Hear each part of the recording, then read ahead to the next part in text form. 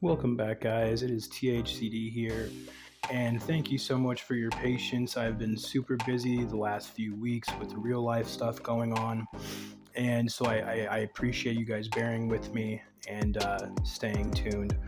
So today I'm going to be doing a couple leaderboard tips. I'll probably do 3 or 4 leaderboard tips that really have helped me, and I'm just going to jump right into it. So let's just get started. Number 1. The most important thing is, and I see people mess this up all the time, you want to have a speed set.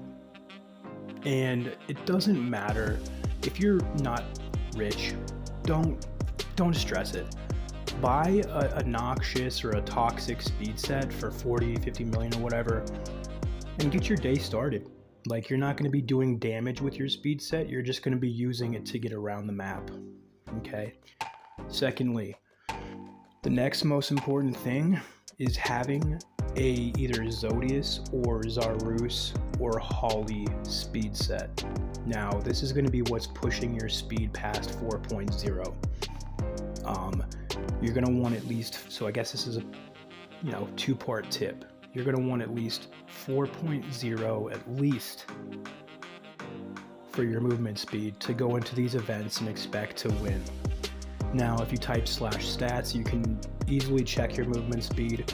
And for Rogue, there is a skill. It's Blade Barrier, I think, or the Blade Barrier skill that gives 10% movement speed on the last skill point of it.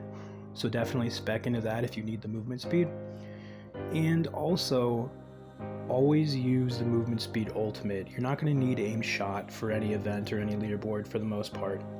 You might need it for temple, but that's besides the point. This temple event is absolutely garbage. The next tip I'm going to have is focus on getting your gear with percent dex.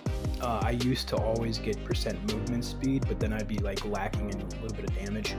So focus on percent dex. If you do have movement speed on some of them, then cool. If not, it's all good, because the SB amulet gives 100% movement speed when you proc it.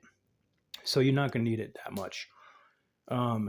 Next tip that I'm going to give you guys is make sure if you're running like an event where you can run with other people, like try to make friends. Try to talk to people and just see if they have any ideas themselves, because it doesn't matter how far or how high you get in this game. People who are pros always ask other pros questions. So I've had people ask me multiple times, like, hey, do you have any tips for temple, when they're higher score than me, because they're just literally trying to get some advice, and it doesn't matter what advice you get as long as it's useful. So keep that in mind.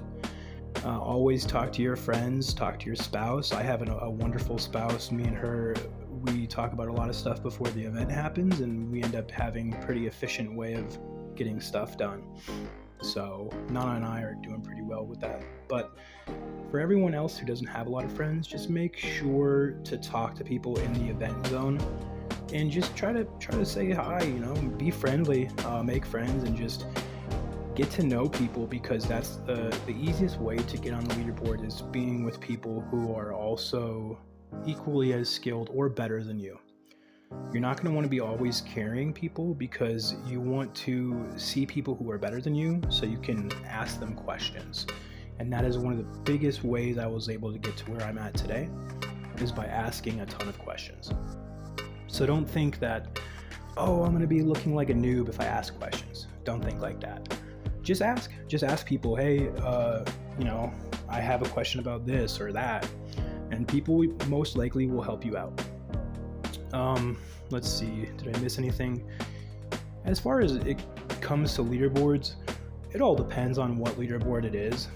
Some are very different than others, and some require energy to run.